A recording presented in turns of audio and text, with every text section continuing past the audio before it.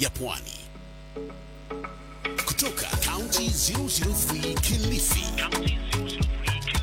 Radio inayovuma ndani ya Pwani. Coco FM. Radio inayokupa ladha ya Pwani. Coco FM. Hii ni Coco FM, ladha ya Pwani.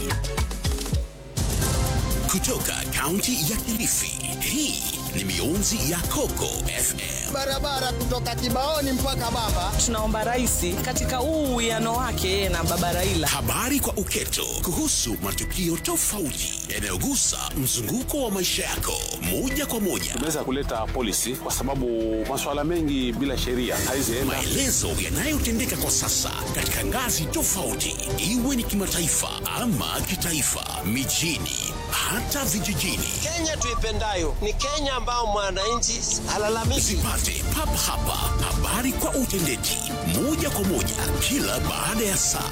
Hii ni mionzi ya Coco FM. Ni Jumatano ya tarehe 26 mwezi wa 3 mwaka 2025 na ni matumaini yangu kwamba mchana wako unakupeleka vyema. Karibu kwa mionzi ya Coco FM awamu ya saa 7. Mimi ni Janet Mombi. Na nikianza taarifa ni kwamba mkurugenzi wa shirika la AIDS Healthcare Foundation AHF, Daktari Hamza Bulhan ametoa wito kwa wakazi wa kaunti ya Mombasa kujitokeza kwa vipimo vya afya ili kujua hali zao kuhusiana na ugonjwa wa kifua kikuu. Bulhan amesema kati ya watu 100,000 kwenye kaunti ya Mombasa, watu 320 wana ugonjwa wa kifua kikuu, na kusema ikiwa wakazi wa Mombasa watafanywa vipimo hivyo, huenda maambukizi ya ugonjwa wa kifua kikuu yakadhibitiwa vilivyo kwenye kaunti ya Mombasa. Kwa kaunti ya Mombasa vile tuko hapa, takribani tunaweza kusema kiwango cha maambukizi 20 kwa kila watu 100,000 wako na TB. Kitu ambacho tunakijua kwa hao 320 kati ya kila 100,000 ni kwamba wanaume wameathirika zaidi kuliko wanawake, na watoto wanachangia 17% ya visa vyote vya TB katika kaunti hii. Kwingineko ni kwamba ni afueni kwa familia moja eneo la Half London, Mbudzi, Jaribuni, kaunti ya Kilifi baada ya mwili wa mpendo wao aliyefariki dunia nchini Saudia kuwasili na kuhifadhiwa katika makafani ya hospitali ya rufaa ya Kilifi hapa kaunti ya Kilifi.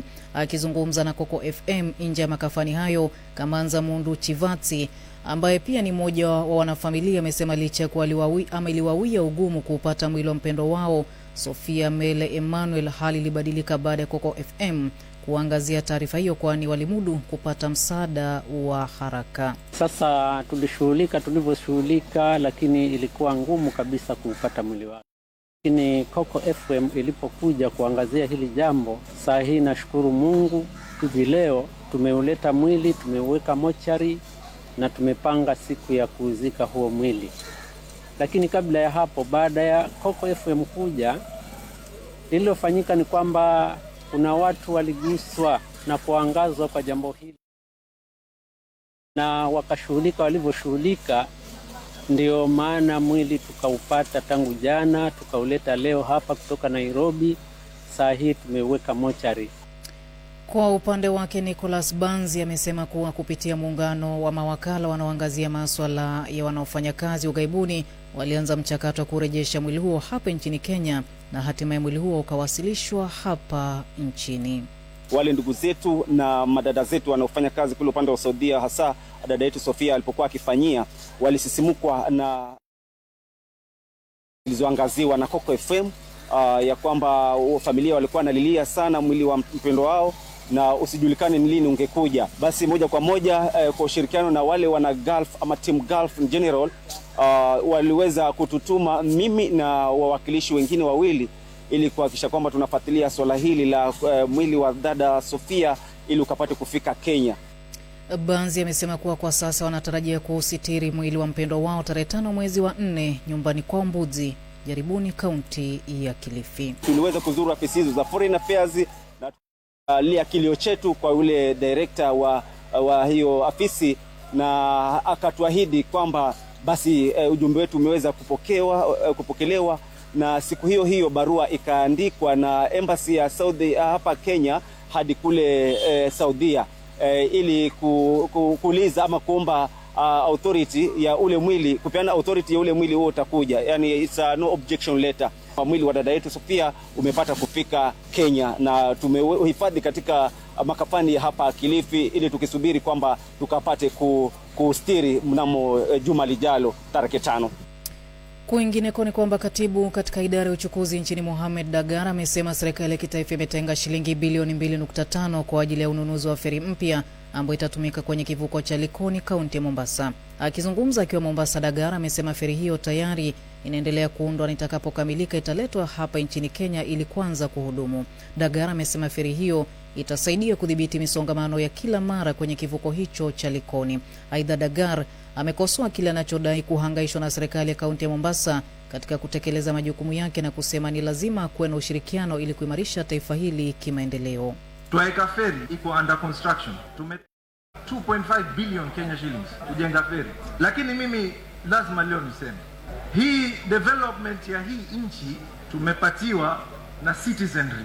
Mimi kama nitajenga airstrip 20 sitaki permission ya mtu yoyote kuleta feri pale kivuko cha Likoni. Manake wengine wanaambia paka ufanye application form, paka uombe ruhusa kwa huyu. Vile Dagara amesema idara yake haitaji ruhusa kutoka kwa serikali za kaunti ili kufanikisha utekelezwaji wa miradi. As the accounting officer of the ministry, I do not need a permission to bring any development in any county. Naeka vessels ferry Homa Bay. Homa Bay, 80% of Lake Victoria is in Homa Bay. Nimeenda nitaeka ferry pale. Watu wa kutoka Mbita watakwenda mpaka Soi, watakwenda mpaka Asembo Bay, watakuja mpaka Homa Bay. Kwingine ukenda waambiwa mwanzo paka sijui tuzungumze, ujaze application form. Kwa nini wewe wataka kuleta reli hapa? Kwa nini wataka kuleta? Hakuna. Wakati wa Dagara amesema kuwa Wizara ya Barabara na Uchukuzi nchini imewekeza zaidi katika kuimarisha miundombinu kama viwanja vya ndege na reli miongoni mwa mingine. Ukianza kule Takaba Mandera tumejenga airstrip. Ukishuka Wajir tuna rehabilitate ile main airstrip. Garissa tunataka kuweka airstrip. Bungoma tumeweka airstrip. Kericho, Kerenga we want to put an airstrip. Migori we want to put a terminal building. Voi tumeweka airstrip.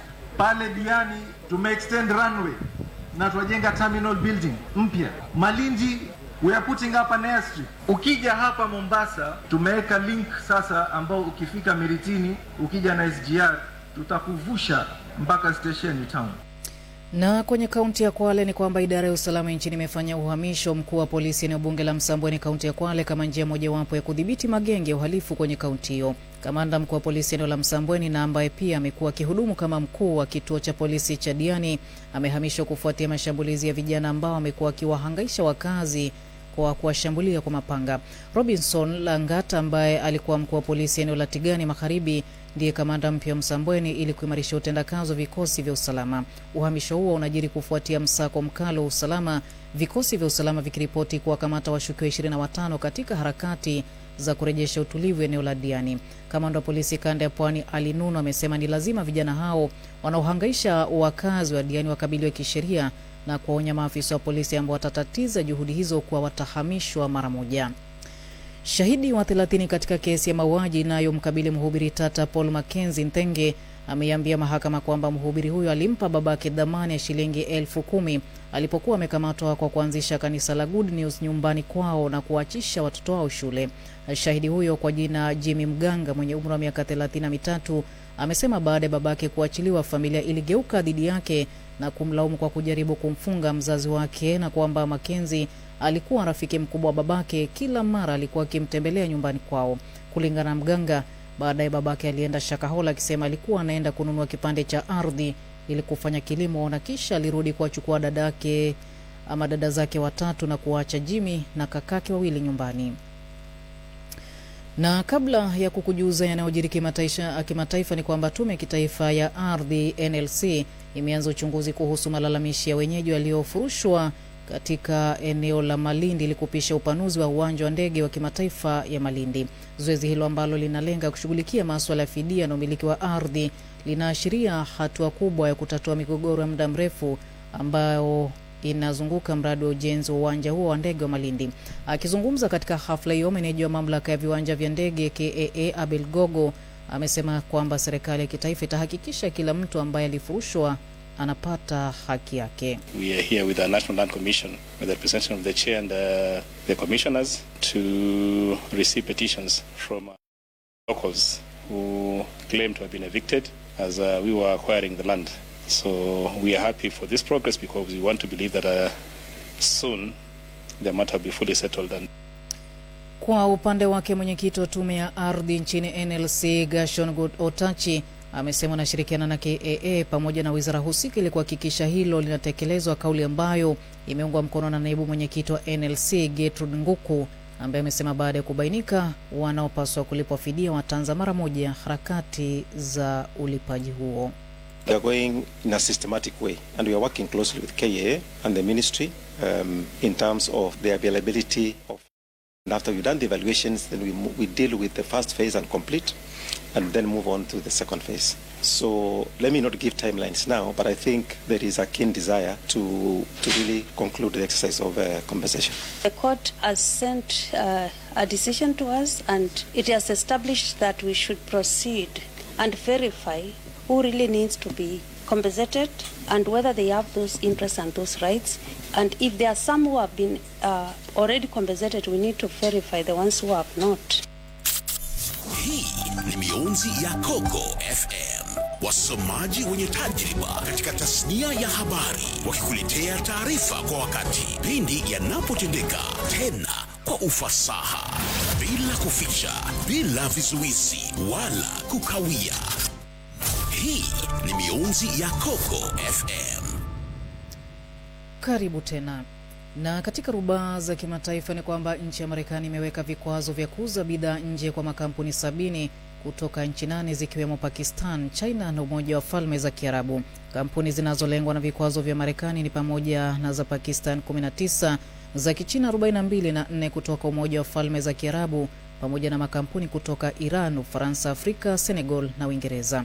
Serikali ya Marekani inadai kuwa taasisi ambazo imewekea vikwazo zinafanya shughuli zake kinyume na usalama wa taifa la Marekani na maslahi ya sera za kigeni. Mnamo Aprili mwaka 2024, Marekani pia ilitangaza vikwazo vya kampuni 3 za China na 1 ya Belarusi kwa madai ya kuunda na kuunga mkono mpango wa makombora ya Pakistan. Kampuni za Pakistan ambazo zimekuwa chini ya vikwazo vya Marekani ni pamoja na Allied Business Concern Private, Ariston Trade Links, kampuni ya uhandisi ya Breitling, Global Traders, Indatech International na Intralink, na Linkers Automesh Private Limited na NA Enterprises. Ni saa 7 na dakika 12 zimekatika, na kufikia hapo sina la ziada kutoka kwangu ila kutamatisha mionzi ya Coco FM awamu ya saa 7. Tupatane tena pale mwendo wa saa 8 mchana ambapo nitakuwa narejea na muktasari wa mionzi. Mimi ni Janet Mombi. Hii ni mionzi ya Coco FM. So yanayotendeka kwa sasa katika ngazi tofauti kila baada ya saa. Hii ni mionzi ya Coco FM. Coco FM inajizatiti kukuletea matangazo na